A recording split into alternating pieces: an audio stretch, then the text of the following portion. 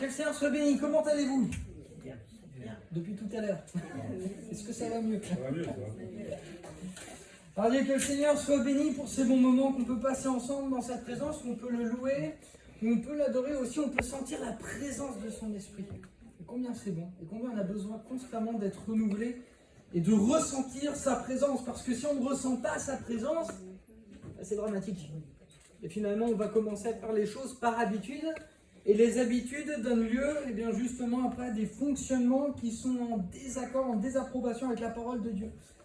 Et combien c'est bon encore ce matin de sentir sa présence au milieu de nous. Alléluia. Je suis peut-être le seul à le ressentir ce matin. mais combien c'est bon. Alléluia. Alléluia. Voilà, je pense que tous aujourd'hui, avec ce que nous pouvons entendre autour de nous, notamment au travers des médias, eh ben, on est touchés par ce qui se passe. Il y a de ça quelques années, il y a eu une forme d'épidémie mondiale qui nous a touchés, le fameux Covid-19. Et je regardais des statistiques, ils ont compté environ 6 millions de morts liés au Covid. Il y a de ça 1 an et demi maintenant, la Russie a déclaré la guerre à l'Ukraine. Et aujourd'hui, et notamment la semaine dernière, samedi dernier, on a appris que Gaza, le Hamas plus précisément, avait attaqué Israël. Puis entre-temps, qu'est-ce qui s'est passé en Turquie? Il y a eu un tremblement de terre. 50 000 morts en Turquie, 5 000 morts en Syrie. Non, un peu plus de 5 000, environ 6 000. Qu'on le veuille ou non, ici, on est en train de vivre des choses qui sont particulières parce qu'on a l'impression qu'elles se passent toutes ensemble. C'est comme si finalement les choses se mettaient en place, comme si finalement il y avait un puzzle qui se mettait en place. Parce que tout ce qu'on est en train de vivre, ce sont des choses qui sont écrites dans la Bible. Il y aura des guerres et des bruits de guerre. Il y aura des maladies, il y aura des famines, il y aura des catastrophes climatiques. On est en train de le vivre. N'est-ce pas le mois d'octobre le plus chaud qu'on ait vécu depuis que nous sommes en vie? Je ne sais pas si c'est rassurant de vous dire ça, mais quand même, durant ces 10 dernières années, beaucoup de choses se sont produites. Et ces choses-là ne sont pas prêtes de se terminer. La Bible nous parle du commencement des douleurs. C'est peut-être pas spécialement ce qu'il y a de plus rassurant, mais l'avantage, pour nous en tout cas, quand on lit la Bible, on est prévenu. Le Seigneur nous a dit, voilà ce qui va se passer. Préparez-vous, préparez-vous. Et avec tout ce que nous voyons, tout ce que nous entendons, on ne sait pas ce qui va devenir même de nous aujourd'hui dans notre société française. On ne sait pas ce qui va se passer, on ne sait pas ce qu'on va subir, on ne sait pas comment les chrétiens eux-mêmes vont être traités, tellement on a l'impression qu'il y a des débordements de partout et on a l'impression que tout ce que les gens pensaient pouvoir maîtriser ne sont plus au contrôle de rien. Ça nous échappe. Ça nous échappe. Et je le crois, et ça plus que jamais. C'est le moment.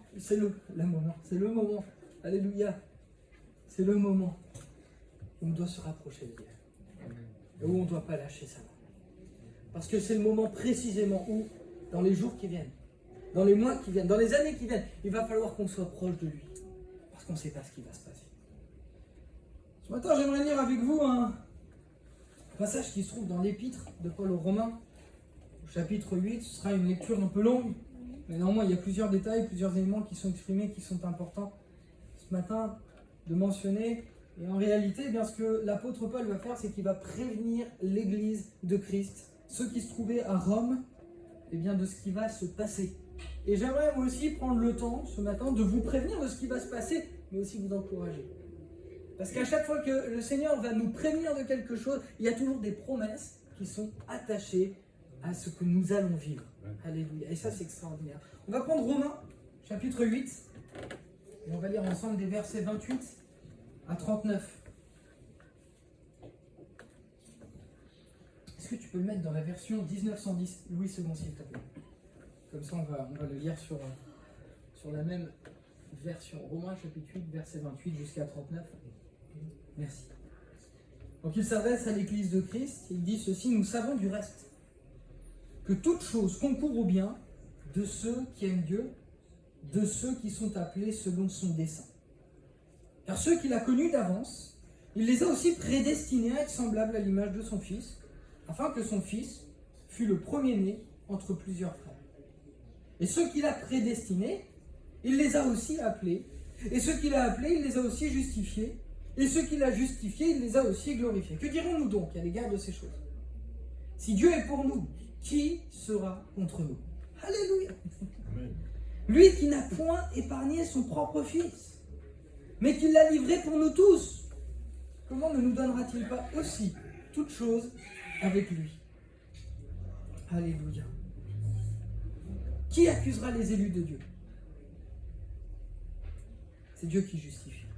Qui les condamnera? Christ est mort. Bien plus, il est ressuscité. Il est à la droite de Dieu, il intercède pour nous. Qui nous séparera de l'amour de Christ? Sera-ce la tribulation, l'angoisse, la persécution, la faim, la nudité, le péril ou encore l'épée? Selon qu'il est écrit, c'est à cause de toi qu'on nous met à mort tout le jour, qu'on nous regarde comme des brebis destinées à la boucherie. Mais dans toutes ces choses, extraordinaires, dans toutes ces choses, nous sommes plus que vainqueurs par celui qui nous a aimés. Car j'ai l'assurance que ni la mort, ni la vie, ni les anges, ni les dominations, ni les choses présentes, ni les choses à venir, ni la puissance, ni la hauteur, ni la profondeur, ni aucune créature ne pourra nous séparer de l'amour de Dieu manifesté en Jésus-Christ, notre Seigneur. Amen. Quelle lecture extraordinaire. Peut-être que certains n'ont pas tout compris. Le but, c'est qu'on puisse en parler, mais quelle lecture. Ici, on a un passage qui est extraordinaire et où il nous est donné quand même pas mal de détails. Si on n'est pas attentif, on va s'y plonger un peu tout à l'heure. Mais ici, le message de l'apôtre Paul est véritablement un message d'exhortation et de réconfort. Parce qu'ici, le désir de l'apôtre Paul, avant tout, c'est de montrer que l'amour de Dieu est plus fort que tout. Que tout ce qu'on peut imaginer, que tout ce que l'on peut penser. C'est de montrer que rien ni personne ne peut nous séparer de son amour. Que nous sommes le fruit, aujourd'hui, si nous sommes présents ici, nous sommes le fruit d'un amour extraordinaire. Un amour qui dépasse tout notre raisonnement, qui dépasse tout ce que nous pouvons imaginer, même penser. Cependant, et nous reviendrons sur l'amour de Dieu tout à l'heure, il y a une autre réalité et qui est là. Parce qu'en réalité, l'apôtre Paul, peut-être le savait-il, peut-être était-ce une révélation de Dieu, peut-être qu'il ne le savait pas. Il était en train de préparer les chrétiens parce qu'en fait, à l'église de Rome, il allait se passer quelque chose de terrible. Une persécution absolument terrible. L'apôtre Paul ne le savait peut-être pas, mais en réalité, l'église allait connaître plusieurs personnes en responsabilité qui allaient les persécuter. Et le premier qui va faire, vraiment cette persécution contre les chrétiens, c'est Néron. L'empereur Néron. Et il y a un célèbre, c'est quoi? C'est un tableau où eh bien, il va y avoir la représentation de torches humaines. Je ne sais pas si vous connaissez, mais c'est assez célèbre dans l'histoire, malheureusement. En fait, il va y avoir un incendie assez important à Rome. Et Néron, ce qu'il va faire, il ne va pas chercher qui c'est, il va dire c'est les chrétiens. C'est les chrétiens. Et donc, qu'est-ce qu'il va faire? Il y avait un jardin de l'empereur à Rome, et il a pris les chrétiens et il les a enflammés. Et c'était les torches humaines. Vous voyez? C'est terrible. Bref. Ensuite, après Néron, il y a eu Domitien, qui lui aussi va persécuter les chrétiens. Ensuite, ça va être Trajan. Ensuite, ce sera Marc Aurèle, etc., etc. Et ce jusqu'au IVe siècle, où ensuite le christianisme deviendra la religion officielle, ce qui, dans un autre sens, va aussi tuer, et bien finalement, cette relation et cette proximité avec Dieu. Mais en réalité, donc pour en revenir à ce que je disais, l'apôtre Paul, qui ignorait ou non la persécution qui allait arriver, eh bien, va leur adresser ce message. Alors je ne sais pas si nous allons le vivre ou non, nous, en tant que chrétiens, en tant qu'enfants de Dieu, la persécution. Mais ce que je sais, c'est que notre Dieu ne nous a pas caché qu'il y aurait des moments faciles, des moments de joie, des moments de paix et de bonheur. Et on dit tous « Alléluia !» Mais il y aura aussi des moments terribles, des moments de persécution, des moments difficiles. Jésus a dit ceci dans Jean 16, 33, « Je vous ai dit ces choses, afin que vous ayez la paix en moi. Vous aurez des tribulations dans le monde. Mais prenez courage, j'ai vaincu le monde. » Vous avez vu? Le Seigneur nous met face à une réalité. Si vous vous engagez à me suivre, vous aurez des tribulations. Mais la promesse, c'est quoi? C'est « Je serai avec vous jusqu'au bout. Et je ne vous laisserai pas. » Extraordinaire! Mais le Seigneur, qu'on le veuille ou non, il ne cache pas les réalités des faits. Il nous dit clairement, vous aurez des tribulations, vous aurez des épreuves. Et un chapitre un petit peu avant, chapitre 15, versets 20 à 21, Jésus une nouvelle fois va s'adresser à ses disciples. Et il va dire ceci. Souvenez-vous de la parole que je vous ai dite. Le serviteur n'est pas plus grand que son maître. S'ils m'ont persécuté, ils vous persécuteront aussi. S'ils ont gardé ma parole, ils garderont aussi la vôtre. Mais ils vous feront toutes ces choses à cause de mon nom, parce qu'ils ne connaissent pas celui qui m'a envoyé. À plusieurs reprises, Jésus va prévenir ses disciples, et finalement ses disciples eux-mêmes vont prévenir l'Église. S'ils ont persécuté Jésus, ils vont être persécutés. Mais s'ils ont gardé la parole de Jésus, ils vont aussi garder sa parole. Vous voyez, il y a toujours une mise en garde, voilà ce qui va se produire, mais il y a toujours une promesse à côté, où il va y avoir du fruit qui va être porté extraordinaire. Toutefois, à côté de la persécution, eh bien, ce sont des choses malheureusement qu'on peut vivre. Que ce soit l'apôtre Paul, que ce soit Pierre, ils vont nous partager cette réalité. En effet, nous sommes sauvés, le péché n'a plus de pouvoir sur nous, nous sommes enfants de Dieu, parce que justement nous sommes enfants de Dieu. Donc nous passerons par des moments qui seront difficiles. Or, si nous nous arrêtons ensemble sur notre passage que nous venons de lire, ici avec Jésus, il va dire, ils vous feront toutes ces choses. Je peux le relire avec vous, on ne l'a pas mis. Souvenez-vous de la parole que je vous ai dite, etc., etc. Mais ils vous feront toutes ces choses à cause de mon nom. C'est intéressant parce qu'en réalité, dans le psaume, dans le livre qu'on a lu tout à l'heure, Romains chapitre 8, verset 28, il est écrit « Toutes choses concourent au bien de ceux qui aiment Dieu ». En fait, on retrouve, vous voyez, cette construction de phrase « Toutes choses ». Quand ils vous feront toutes ces choses. Et là, « Toutes choses concourent au bien de ceux qui aiment Dieu ». En fait, c'est quoi « toutes choses » ? Bon, on a la réponse au verset 35. Est-ce que tu peux le mettre, Romains chapitre 8, verset 35 ? Ces choses, c'est quoi? La tribulation, l'angoisse, la persécution, la faim, la nudité, donc ça veut dire le fait de manquer de vêtements, le péril ou l'épée. Dans une autre version, c'est la détresse, l'angoisse, la persécution, la faim, la misère, le danger ou l'épée. Toutes ces choses qui concourent au bien de ceux qui aiment Dieu, toutes ces choses par lesquelles nous serons plus que vainqueurs, toutes ces choses face auxquelles nous pouvons être exposés, elles sont là. Tu peux laisser le verset, s'il te plaît, Nicolas. Que ce soit les épreuves, que ce soit l'angoisse, que ce soit la persécution ou le fait d'être affamé, ou encore la misère, le danger, le péril, l'épée, c'est-à-dire la mort. Il ne faut pas se leurrer. Malheureusement, ce sont des choses face auxquelles les chrétiens sont confrontés. Ici en France, on n'a pas trop de problèmes. En tout cas, jusqu'à maintenant, on n'a pas trop de problèmes. Renseignez-vous un petit peu sur ce qui se passe dans les pays ailleurs. Et c'est terrible. Il ne faut pas se leurrer. C'est une réalité. Face auquel, eh bien, nous serons confrontés. Mais d'un côté, je préfère aussi nous prévenir. Nous aussi, on doit passer par des moments comme ça. Si ce n'est pas déjà le cas pour certains, ce sont des choses qui sont normales, parce qu'on est enfant de Dieu. Et d'une certaine manière, je ne vous dirais pas toute la vérité si je ne vous disais pas ça.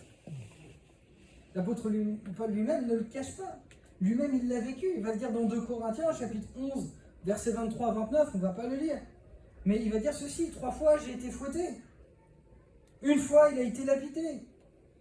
Et 3 fois il a vécu le naufrage. 5 fois il a reçu des Juifs, 40 coups moins 1. Etc., etc. Il a passé des nuits blanches et tout. Il sait que les chrétiens sont exposés de la même manière que lui aux souffrances, aux persécutions, aux tribulations. Or, mon désir ce matin, c'est pas de vous faire peur, mais juste de nous placer face à une réalité. Oui, c'est vrai, Dieu nous aime. Et ça sera le deuxième point après de ma prédication. Mais à faire que de dire que Dieu nous aime, en oubliant qu'il y a aussi cette réalité où on peut passer par la persécution, c'est pas honnête. C'est pas vrai. Et je ne peux pas vous promettre que tout sera toujours beau et que tout ira toujours bien, parce que c'est pas vrai. La Bible dit, Dieu n'a même pas épargné son propre fils. Il fallait qu'il soit crucifié, il fallait qu'il meure pour que nous, on soit sauvés. Pourquoi est-ce que nous aussi, on serait épargnés? Parce que peut-être au travers de ce que nous allons subir et vivre, d'autres vont être bénis. Nous allons pouvoir glorifier Dieu au travers de ce que nous allons vivre. Alléluia. Or, le but pour chacun d'entre nous ce matin, c'est pas de vivre dans une forme de rêve, où tout ira toujours bien, où nous vivrons dans le meilleur des mondes. Mais du rêve, revenons à la réalité. Ouvrons les yeux sur le temps qui est présent et le temps dans lequel nous sommes en train d'entrer. Ce sont des temps difficiles. Je ne sais pas ce qui nous attend. Je ne sais pas ce que nous allons vivre, mais ce que je sais, c'est que Jésus a prévenu ses disciples. Et s'il les a prévenus, eh bien, il veut aussi qu'on soit prévenus nous. Alors que Dieu vraiment nous aide. Parce que lorsqu'il n'y a pas d'épreuves et de difficultés, notre relation finalement n'est pas trop en difficulté avec lui. Elle n'est pas éprouvée. Mais lorsqu'il y a des moments d'incompréhension, par exemple, pourquoi Seigneur, je vis ça? Ben là, j'ai une réponse à ma question. Pourquoi je vis ça? Ben parce que tu es enfant de Dieu. Parce que tu aimes Dieu. Et que tu as un autre ennemi que simplement les hommes. Il y en a un qui veut te faire perdre la foi. Souvenez-vous. À un moment donné, Jésus va s'adresser à un de ses disciples. Il s'appelle Pierre. Il va dire, Pierre, le diable vous a réclamé pour vous cribler comme le froment. Je ne sais pas si vous avez déjà vu comment on crible du froment. C'est quelque chose d'assez violent. Et qu'est-ce qu'il y a à dire, Jésus? J'ai prié pour toi, pour que ta foi, elle ne défaille pas. Est-ce que Jésus il a prié pour que les épreuves n'arrivent pas? Non. Est-ce qu'il a prié pour qu'il ne passe pas par la souffrance? Non. Et finalement, Jésus il a prié pour ce qui est le plus important pour lui. C'est sa foi. C'est sa relation avec lui. Et ce que Dieu veut absolument préserver, au-delà de ce que nous pouvons vivre, c'est notre relation et notre intimité avec lui. Alors, peut-être que certains ce matin pourraient se dire, au vu de tout ce que nous vivons et des différentes situations complexes face auxquelles eh bien, nous allons être confrontés, que j'aurais pu faire un message entre guillemets réconfortant, exhortant sur l'amour de Dieu, sur la protection de Dieu. Je veux croire en son amour, je veux croire en sa protection, mais je veux être réaliste sur ce que la Bible nous dit, c'est que Dieu ne nous protégera pas toujours. On n'a pas l'habitude de l'entendre ça. Hein? Ça va, vous le vivez bien?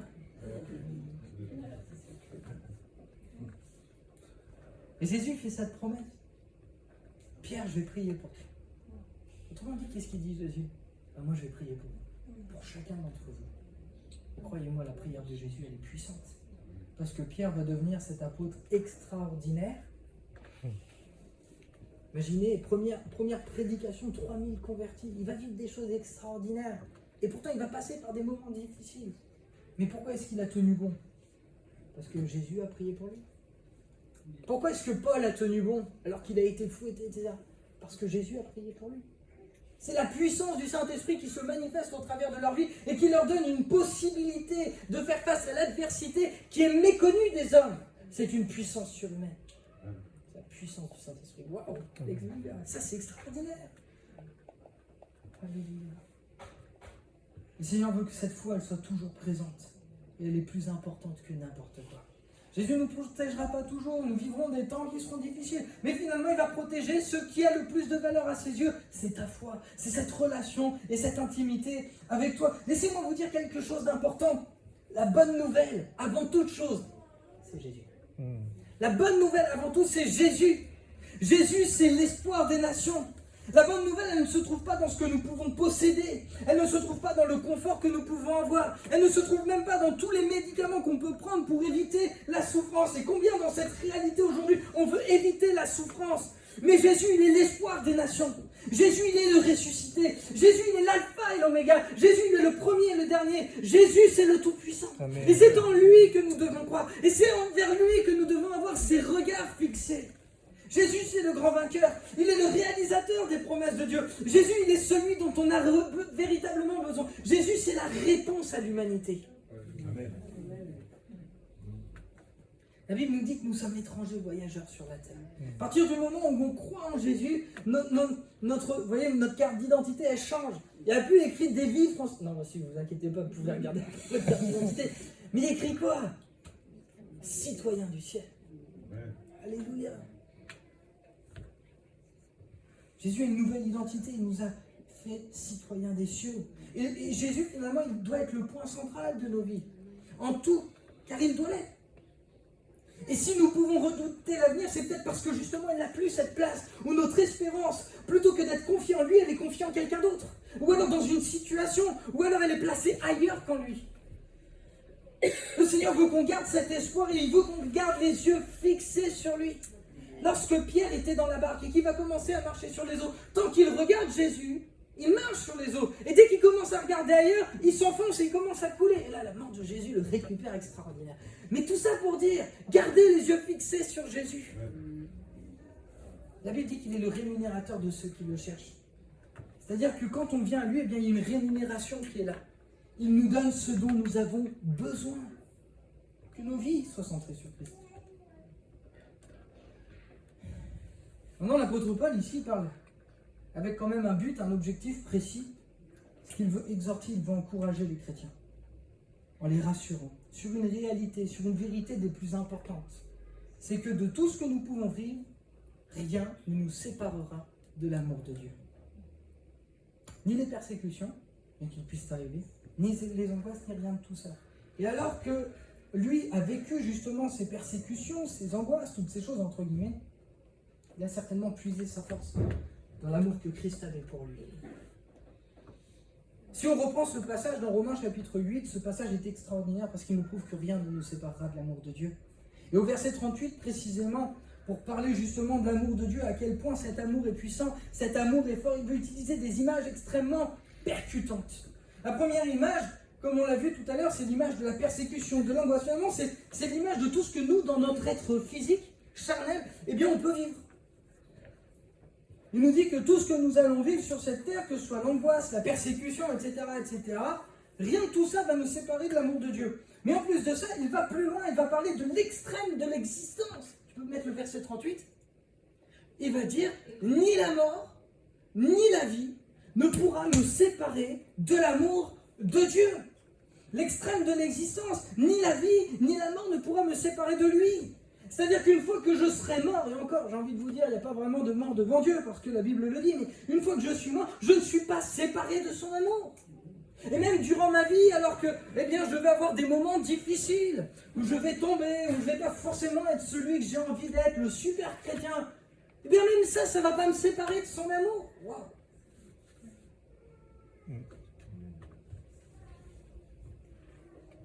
Après, il parle de l'extrémité des armées célestes. Ni les anges, ni les dominations. Alors ça nous dépasse. Là, on n'y est plus du tout. Et de quoi il parle? Les anges, les dominations. Les dominations, ça parle vraiment des puissances spirituelles. Ce sont des choses qu'on ne connaît pas, mais qui pourtant sont bien visibles et sont bien présentes. Enfin, visibles pour qui veut bien le voir. Mais même ces choses-là ne peuvent pas nous séparer de Dieu. Et là, il parle maintenant du temps. Ni les choses présentes, ni les choses à venir. Il prend que des extrêmes. Le temps lui-même ne veut pas nous séparer de Dieu. D'ailleurs, j'ai même envie de vous dire, le temps de la création de Dieu. Que ce soit la réalité de la vie après la mort, la puissance de l'armée céleste, que ce soit le temps qui s'écoule et qui nous file entre les doigts, rien ne peut nous séparer de l'amour de Dieu. Et ensuite, il parle de la puissance. Aucune puissance, qu'elle soit humaine ou spirituelle, ne peut nous séparer de l'amour de Dieu. C'est le verset 39. Et puis, après, il va parler de l'extrême, de l'espace. Ni la hauteur, ni la profondeur. L'immensité, imaginons, l'éternité. Et encore, on a l'impression, quand on étudie en ce moment la science, que l'univers en lui-même, en tout cas le cosmos, il est en perpétuelle expansion. Rien de tout ce qui est dans l'espace ne pourrait nous séparer de l'amour de Dieu. Et puis il va terminer en disant aucune créature. Aucune autre créature. Ah, on pourrait se demander, mais à quoi il fait référence? Là, je réfléchis. Peut-être Satan, tiens. Est-ce qu'il pourrait me séparer de l'amour de Dieu, celui-là? Non. Personne. Personne ne peut nous séparer de l'amour de Dieu. Tel est là le motif, la motivation de nos vies. L'amour que Dieu a pour nous et l'amour que nous avons pour lui. En retour de cet amour extraordinaire qu'il a été prêt à payer en se donnant à la croix de Golgotha. Alors oui, comme le dira l'apôtre Paul, il y aura des difficultés, il y aura des épreuves. Certains vivront la persécution, d'autres vivront l'angoisse. Mais il va dire quoi?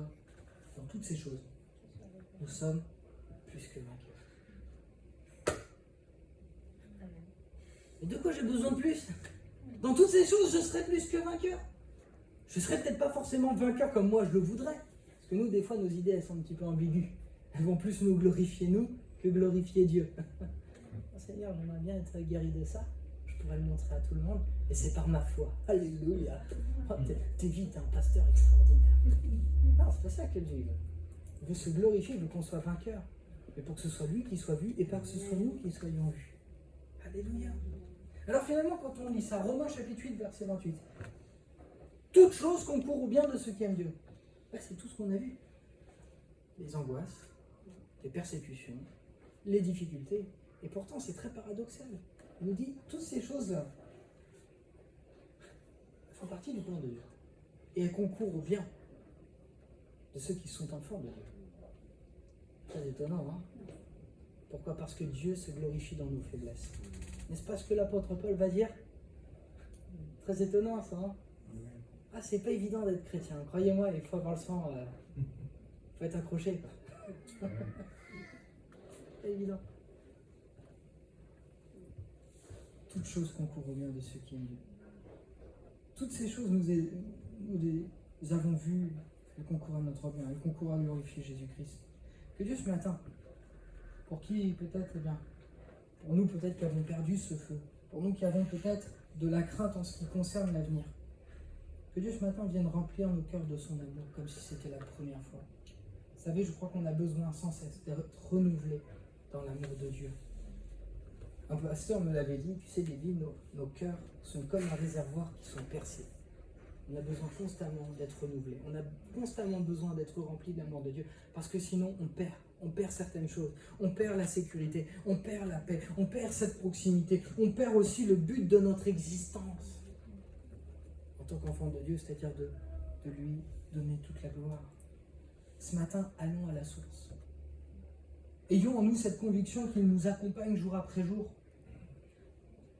Que le prix de notre vocation, c'est-à-dire le prix de notre salut, soit toujours en nous rappelé. C'est-à-dire qu'un jour, on sera avec lui.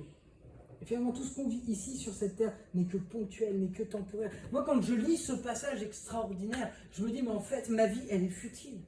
Elle va passer comme un claquement de doigts. Et c'est vrai, qu'est-ce que c'est 80 ans? Et encore, si j'y arrive à 80 ans. Mais qu'est-ce que c'est quand je sais que j'aurai une place où il y aura écrit un nom, David Besson, auprès de Dieu. Waouh! J'aurais pu prendre un autre nom. Hein. Mais qu'est-ce que c'est finalement? Si on devait comparer les souffrances qu'aujourd'hui nous on vit à côté de celles que Christ a vécues pour nous, qu'est-ce que c'est? Que le Seigneur vraiment nous donne. Peut-être de revoir notre relation avec lui, et peut-être d'être rempli à nouveau de son amour. Parce que croyez-moi, quand on a goûté à son amour, il n'y a rien de plus précieux. Il n'y a rien de plus précieux. Il n'y a rien de plus beau. Il n'y a rien de plus extraordinaire. Et combien de fois moi-même je l'ai vécu, et combien certains ici l'ont vécu, à un moment donné, c'est comme la douche, Saint-Esprit descend, et on se sent aimé, alors qu'on ne l'a pas mérité. Et combien on a encore besoin de le vivre. Comment on a encore besoin de sentir cet amour qui vient et qui nous bouleverse parce qu'on ne le mérite pas. J'aimerais juste terminer avec vous sur ces versets 38 et 39. Car j'ai l'assurance, juste avant. Merci Nicolas. Car j'ai l'assurance que ni la mort, ni la vie, ni les anges, ni les dominations, ni les choses présentes, ni les choses à venir, ni les puissances, ni la hauteur, ni la profondeur, ni aucune autre créature ne pourra nous séparer de l'amour de Dieu manifesté en Jésus-Christ notre Seigneur. Moi, je ne sais pas ce qu'on va vivre, mais en tout cas j'ai cette certitude, c'est que Dieu sera avec nous. C'est qu'il ne nous abandonnera pas et il nous accompagnera à partir d'aujourd'hui et ce jusqu'à la fin, jusqu'au moment où il quittera cette terre et il nous prendra par la main et on sera emmené dans son royaume extraordinaire. Alléluia. On peut fermer les yeux quelques instants.